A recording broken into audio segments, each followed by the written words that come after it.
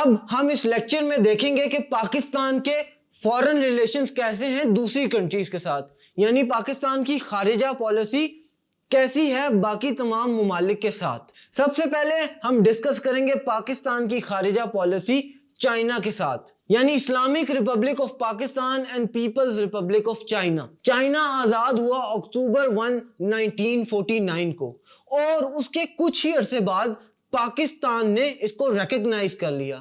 Pakistan recognized the newly established Chinese government in January 1950، اور تب سے لے کر آج تک پاکستان کے اسٹریٹجکلی اور برادرلی ریلیشنز ہیں چائنا کے ساتھ۔ چائنا اور پاکستان ایک دوسرے کو بہت زیادہ سپورٹ کرتے آئے ہیں۔ کوئی بھی وینچر ہو یا کوئی بھی اس طرح کی چیز ہو، کوئی بھی حادثات ہوں، کہیں زلزلہ ہو، فلڈ ہو، پاکستان اور چائنا نے ایک دوسرے کا ساتھ دیا ہے، چاہے وہ انٹرنیشنل فورمز ہوں، چاہے ریجنل فورمز ہوں، یا چاہے وہ لوکل فورمز ہوں۔ پاکستان اور چائنا مل کر آگے ساتھ چلے ہیں۔ Pakistan joined Setu in the year 1954 and سینٹو in 1955۔ یہ دو ملٹری الائنسز دی۔ The two military alliances were sponsored by the United States of America and mainly aimed at containing communist expansion۔ جیسا میں نے آپ کو پہلے بھی بتایا تھا کہ ایک سوشلسٹ پارٹی تھی اور ایک کمیونسٹ پارٹی تھی۔ یو ایس سوشلسٹ پارٹی کو اور رشیا یا former U S S R communist party کو فروغ دیتے تھے۔ یہ سیٹو اور سینٹو جس کا پاکستان ممبر بنا، یہ اس لیے تھی تاکہ رشیا کو کنٹین کیا جائے۔ یو ایس چاہتا تھا کہ رشیا کو ایشیا میں آنے سے کنٹین کیا جائے۔ اب پاکستان چونکہ رشیا کو کنٹین کر رہا تھا اور رشیا کے کافی اچھے تعلقات تھے چائنا کے ساتھ، تو چائنا اس پر ناراض ہو گیا تھا۔ لیکن پاکستان نان الائنڈ کانفرنس کا حصہ بنا بدونگ میں، جو کہ انڈونیشیا میں 1955 میں یہ کانفرنس کرائی گئی، اور prime minister Mahmood Ali Bogra assured the Chinese Prime Minister Chou En-Lee that Pakistan's membership of the alliance was in no way directly against the People's Republic of China۔ Pakistan کی سیٹوں کی اور سینٹوں کی جو بھی ممبرشپ ہے وہ کہیں بھی چائنا کو ڈائریکٹلی ٹارگٹ نہیں کرتی، لہٰذا پاکستان اور چائنا کے تعلقات بہتر ہونا شروع ہو گئے۔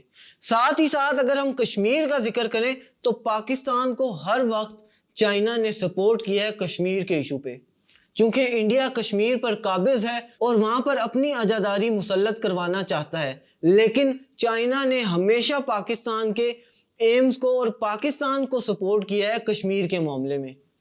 ساتھ ہی ساتھ Indian ventured a military advancement into a disputed territory on Indo Chinese border, جس کو چائنا نے ریٹیلیٹ کیا اور پاکستان نے چائنا کو سپورٹ بھی کیا۔ First air transport agreement between Pakistan and China was conducted in the year 1963۔ It was in the year 1964 that China decided to support Pakistan on Kashmir issue, and since then diplomatic relations between China and Pakistan has remained consistent۔ اس کے بعد سے Kashmir issue کو پاکستان اور China support کرتے آئے ہیں، اور پاکستان کو چائنا بے حد سپورٹ کرتا ہے انٹرنیشنل فورمز پہ جب بھی کہیں کشمیر کی بات کی جاتی ہے۔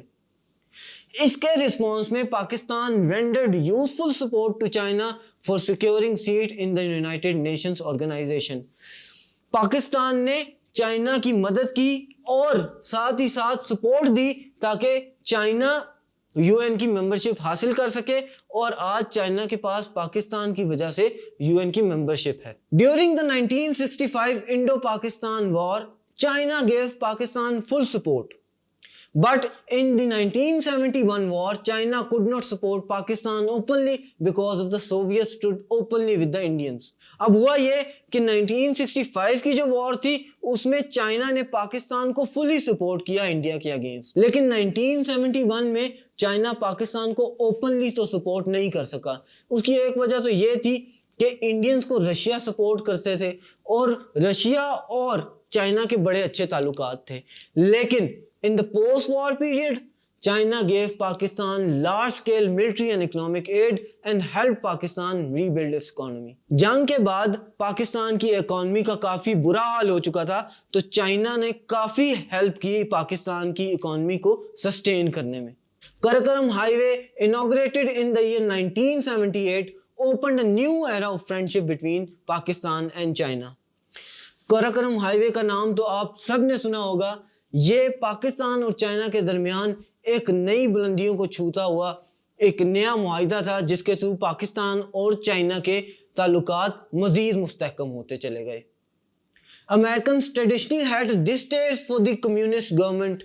They naturally did not like the establishment of People's Republic of China in the year 1949. But as the time passed by, the American policy towards China changed. Nixon was the first American president to realize that importance of China-America relations. जिसके बाद उनकी काफ़ी अच्छी गहरी दोस्ती भी हो गई। یہ بات ہسٹری میں لکھی جاتی ہے کہ Henry Kissinger flew secretly from Pakistan, landed in Peking and had dialogues with the Chinese leadership. Pakistan نے گڈ آفیسز پرووائڈ کیے تھے چائنا اور یو ایس کے درمیان تعلقات بہتر کرنے کے لیے۔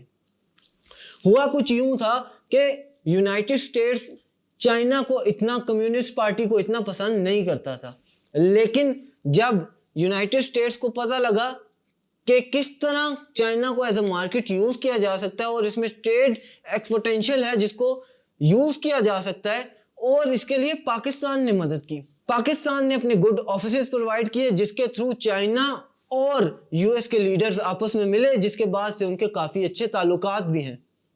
China has been a close and dependable friend of Pakistan since 1972.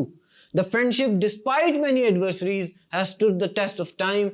It has grown and expanded in directions to include science, technology, education and defense into its fold. ساتھ ساتھ پاکستان اور چائنا کے ڈپلومیٹک ریلیشنز بھی بہترین ہوتے چلے گئے اور پاکستان اور چائنا مزید مستحکم ہوتے چلے گئے۔ ایسے بہت سے واقعات ہیں جس میں پاکستان اور چائنا ایک دوسرے کو سپورٹ کرتے آئے ہیں۔ چائنا نے اکنامک ٹرمز میں پاکستان کو بہت سپورٹ کیا ہے اور بہت زیادہ انڈسٹریز بھی یہاں پہ لگائی ہیں۔ پاکستان ایروناٹیکل کمپلیکس جو کہ کامرا میں ہے، Gwadar port, Saindak project, cooperation for the improvement of Pakistan railways, cooperation in the field of nuclear energy, یہ سب اس چیز کا شاخسانہ ہے کہ پاکستان اور چائنا کے بہت اچھے روابط ہیں۔ ریسنٹلی اگر ہم سی پیک کو دیکھیں، جسے چائنا پاکستان اکنامک کوریڈور کا نام دیا جاتا ہے، اس کے بعد سے پاکستان اور چائنا کے تعلقات مزید مستحکم ہو گئے ہیں۔ جو بھی مین روٹ ہے وہ پاکستان سے گزر کے تمام تر سینٹرل ایشین کنٹریز اور لینڈ لاک کنٹری کی طرف جاتا ہے۔ چائنا کو بھی ایزیسٹ اور چیپسٹ روٹ پڑتا ہے کہ وہ پاکستان کے تھرو اپنی تمام تر ٹریڈ کرے اور پاکستان کو ایک مزید مستحکم اور اکنامکلی ایک بہترین ملک ہونے کا چانس دے۔